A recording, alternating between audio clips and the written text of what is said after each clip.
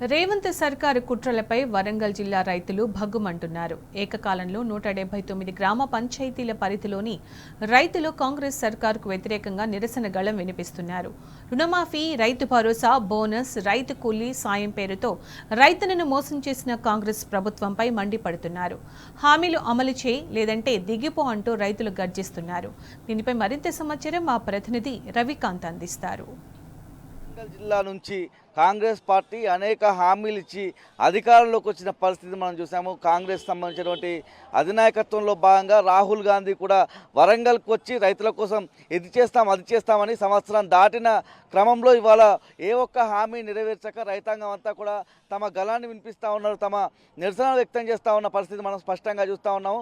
ప్రస్తుతం మనం నర్సంపేట నియోజకవర్గ వ్యాప్తంగా ఉన్న 179 గ్రామాల్లో ఏ గ్రామంలో చూసినా 100 మందికి తగ్గకుండా దాదాపు 200 మంది వరకు కూడా మండల కేంద్రాల్లో పెద్ద సంఖ్యలో రైతాంగం అంతా కూడా చేరుకుని తమ నిరసన గళాన్ని వినిపిస్తున్న పరిస్థితి మనం చూస్తూ ఉన్నాము. ఒకే నియోజకవర్గంలో 20,000 మంది వరకు నిరసన తెలుపుతూ ఉన్నారంటే రైతుల పరిస్థితి ఏంటో మనం అర్థం చేసుకోవచ్చు. గతంలో ఉన్న రైతులకు ఉండే లబ్ధిని కూడా పోగొట్టి అంతకంటే మేము గోరంతా కాదు కొండంతా అందిస్తామని ప్రభుత్వం బూటకపు హామీలు ఇచ్చి గద్దెనెక్కిన తర్వాత ఉన్న హామీలను ఊడగొట్టి రైతులను అరిగోసబెట్టి రోడ్డు మీద పడేసే పరిస్థితి వచ్చింది. 24 గంటలు నాణ్యమైన విద్యుత్ వచ్చేది. ఇంత మునుపు కరెంటు కోతలు శురువైనాయి. యాసంగి పంటకు రైతులందరికీ ఇబ్బంది అవుతూ ఉన్నది. మొన్న 500 బోనస్ అని ప్రకటించి మొత్తం ధాన్యానికి కాకుండా కొన్ని సెలెక్టెడ్ ధాన్యానికి అని తీసుకొని రైతుల్ని నట్టేట ముంచి స్టార్టింగ్లో ఇచ్చిన కొంతమందికే ఒక 20% రైతులకే 500 బోనస్ ఇచ్చి వడ్లు అమ్ముకొని 2 నెలలైనా ఇంతవరకు రైతులకు 500 బోనస్ చెల్లించలేదు. 2 లక్షల వరకు రుణమాఫీ అని 1,00,000 వరకే చేసి ఉండే మండలంలో ఉండే మా గ్రామంలో అయితే 48% రైతులకే రుణమాఫీ జరిగింది. 1,00,000 పైన ఉండే ఏ రైతుకు రుణమాఫీ జరగలేదు. మరి ఇందిరమ్మ ఇండ్లని ప్రజాపాలనలో దరఖాస్తులు పెట్టుకున్న లిస్టును మొత్తం గ్రామాలలో గ్రూపులలో సర్క్యులేట్ చేసి ఎవరికి ఇస్తారో తెలియదు, ఏం చేస్తారో తెలియదు. అంతర్గతంగా వాళ్ళ కార్యకర్తలకే 20-30 ఇండ్లు రాసుకున్నారని ఒకరికొకరికి పడక వాళ్ళే 2 గ్రూపులుగా విడిపోయి తిరుగుతూ ఉన్నారు. మరి మా గ్రామంలో 950 మంది ఇండ్ల లిస్టు దరఖాస్తుల లిస్టునంతా విలేజ్ గ్రూపులలో సర్క్యులేట్ చేసి మీకు ఇండ్లు వస్తాయని ఈ ఎన్నికలను అడ్డం పెట్టుకొని మళ్ళొకసారి జనాన్ని మోసం చేసే ప్రయత్నం చేస్తూ ఉన్నది గవర్నమెంటు. మరి రైతులకు ఎలాంటి ఇప్పుడు మొదటి నుంచి ప్రభుత్వం వచ్చిన కాడి నుంచి 17,500 రూపాయల రైతు భరోసా వచ్చేది పోయి 6,000 ఇస్తా అని చెప్పి ఆ 6,000 కూడా సక్రమంగా ఇవ్వకుండా మండలంలో చిన్న గ్రామం చూసుకొని అక్కడ రైతులకే కొట్టి ఈ నమూనా వస్తుందని ఇంతలా ఎలక్షన్ కోడ్ను అడ్డం పెట్టుకొని డ్రామాలు ఆడుతుంది గవర్నమెంటు. మరి ఇది సరైన పద్ధతి కాదు. ఎక్కడైనా గొంతెత్తి అడిగితే పోలీసులతోటి నిర్బంధాల పాలన చేస్తూ ఉన్నది. మరి ఈ వివక్ష వీడి రైతులకు న్యాయం చేయాలని తక్షణమే ఎలక్షన్ కోడ్ అమలు చేయకముందే రైతులకు ఇచ్చిన అన్ని హామీలు అమలు చేయాలని మేము ఖచ్చితంగా ప్రభుత్వాన్ని డిమాండ్ చేస్తూ ఉన్నాం.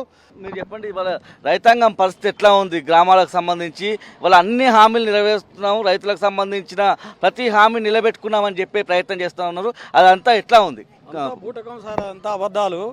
ఏమైనా జనానికి మాటలు చెప్పి ఊళ్ళో నాయకులు 4 తిరిగి మేము అన్నీ చేస్తామని ఎవరి గట్టిగా మాట్లాడితే వాళ్ళను కొట్టివేయడం, నిర్బంధ పాలన. రేవంత్ రెడ్డి ఒక ముఖ్యమంత్రి అబద్ధాలు ఆడితే ఊళ్ళలో పరిస్థితి ఏంది? రైతులు దారుణంగా వడ్డీలు తెచ్చుకొని కట్టలేక ఆత్మహత్యలు అవుతూ ఉన్నాయి.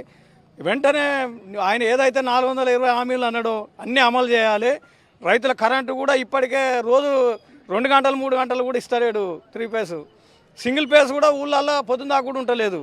ఏమైనా ఆడ డంబలు కొట్టుకుంటా పేపర్ స్టేట్మెంట్లు ఇచ్చుకుంటా విలేకరులకు చెప్పుకుంటా వాళ్ళను ప్రభుత్వం ఏది ఉందో వాళ్ళకు విలేకరులు కూడా వాళ్ళకే వంత కొడతా ఉన్నారు. రైతులకు న్యాయం చేయడం లేదు. రైతులు ఏదే రాజ్యం లేదు. రైతుకు అన్ని విధాలా ఆదుకోవాలి. ఈ సర్పంచ్ ఎలక్షన్లు కానీ ఎంపీటీసీలు కానీ ఒక్కటి కూడా రావు.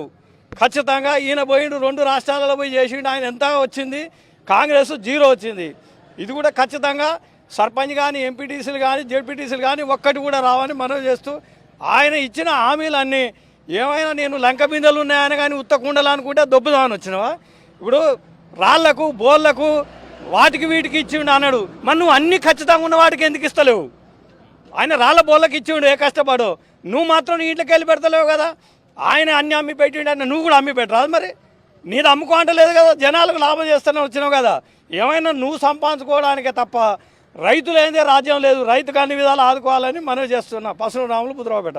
మీరు ఏం చెప్తారు ఇవాళ రైతాంగం పరిస్థితి? యాసంగి సీజన్లో ఎట్లా ఉన్నాయి మీ చెరువులు కావచ్చు, మీకు ఆయకట్టుకు ఇచ్చేటువంటి అన్ని వాటర్ బాడీస్లో నీళ్లు ఉన్నాయా? ఎట్లా ఉన్నది పరిస్థితి? ముఖ్యంగా బోర్ల మీద ఆధారపడితే బోర్లల్లో నీళ్ళన్నీ కూడా అడగంటిపోయే పరిస్థితిలో ఎట్లా ఉంది యాసంగి సీజన్లో? ఇక్కడ మాకు ఖానాపూర్ మండలం ప్రధాన నీటి వనరు పాకాల చెరువు. మా మాజీ ఎమ్మెల్యే గారు పెద్ది రెడ్డి గారి కృషితోని ఆ రోజు కేసీఆర్ గారు మంజూరు చేయడం వల్ల గోదావరి నీళ్లు పాకాల చెరువు తీసుకొచ్చి అప్పటి నుండి ప్రతి సంవత్సరం 2 పంటలు నీరు ఇస్తూ ఉన్నారు. నీరుకి ఇబ్బంది లేదు. కాకపోతే ఆ భూగర్భ జలాలు పెరిగినాయి ఆ నీటితోని. అంటే కేసీఆర్ గారు దయతోని రెడ్డి గారి కృషితోని వచ్చిన నీళ్ళతోని భూగర్భ జలాలు పెరిగినాయి. కానీ రైతు వేసిన పంటకు నీళ్లు పెడదామంటే ఎప్పుడు కరెంట్ వస్తుందో ఎప్పుడు పోతుందో తెలుస్తలేదు.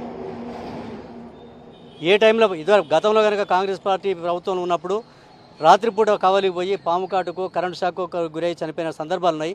మళ్ళీ పాత రోజులను గుర్తు చేస్తూ ఉన్నారు. ఎప్పుడు 24 గంటల కరెంటు తప్పనిసరి నాణ్యమైన కరెంటు ఇస్తేనే రైతుకు ఉపయోగపడుతుంది. అదేవిధంగా పంటకు ఇస్తానన్న బోనస్. ఇప్పుడు మేము సుమారు 2 నెలల క్రితం ధాన్యం అమ్మినాం, సన్నధాన్యం. బయట మార్కెట్లో 2700 రూపాయలు తీసుకుంటామని చెప్పంటే ప్రభుత్వం 2320 రూపాయలు సన్నధాన్యానికి మద్దతు ధర ఇస్తూ 500 బోనస్ ఇస్తామనంటే వాళ్ళ మాటలు నమ్మి ఇంకొక 100 రూపాయలు ప్రైవేట్ వ్యాపారి కంటే బయట దళారులు కదా, దళారులు ఇస్తారో ఇయ్యరో అని చెప్పని అపనమ్మకంతో ప్రభుత్వం మీద నమ్మకంతో ప్రభుత్వానికి ఇస్తామన్నా 2320 ఇచ్చిండ్రు. ఆ దళారి ఇస్తాడో ఇయ్యడో అనుకున్న దళారే ఖచ్చితంగా 2700 బట్టి రైతులకు ఇచ్చారు. కానీ ప్రభుత్వం నమ్మకంగా ఇస్తా అనుకున్న ఈ ప్రభుత్వం దళారీ కంటే ఎక్కువ అయ్యి ఇచ్చిన వాగ్దానాలు బోగస్ చేసి ఈ 2 నెలలైనా కూడా ఇప్పటివరకు బోనస్ పడతలేదు. పెట్టుబడి లేక కూడా పంటకు ఏమైనా ఎరువులు తీసుకురావాలి, కూలీలను పెట్టాలన్నా కూడా కనీసం పెట్టుబడికి డబ్బు లేకుండా ఇబ్బంది పడే పరిస్థితులు వచ్చినాయి. కాబట్టి మేమేంటంటే ఎన్నికల ముందు కాంగ్రెస్ పార్టీ ఏదైతే 6 గ్యారెంటీలు అనిచ్చి 420 హామీలు ఇచ్చిండ్రో హడావిడిగా ప్రజాపాలన పేరుతో గ్రామ సభలు పెట్టి అన్నీ అమలు చేస్తామని చెప్పినో వాటన్నిటిని కూడా తక్షణమే అమలు చేయాలి. ఈ స్థానిక సంస్థల ఎన్నికలు, సర్పంచ్ ఎన్నికలు, ఎంపీడీ జెడ్పీటీసీ ఎన్నికల వరకు మేము ఇస్తామని దాటేసి ఆ తర్వాత కూడా మొత్తం గుండు సున్నారాగా చేసి ఎవరికి ఏమి ఇయ్యని పరిస్థితి మాకు కనిపిస్తూ ఉన్నది. కాబట్టి మేము ప్రజల తరఫున కోరుకుంటా ఉన్నాం, ఇస్తామన్న హామీలు మొత్తం ఎన్నికల ప్రక్రియ ప్రారంభం కాకముందే, ఎన్నికల షెడ్యూల్ ప్రకటించకముందే అమలు చేస్తే ప్రభుత్వం మీద నమ్మకం వస్తుంది.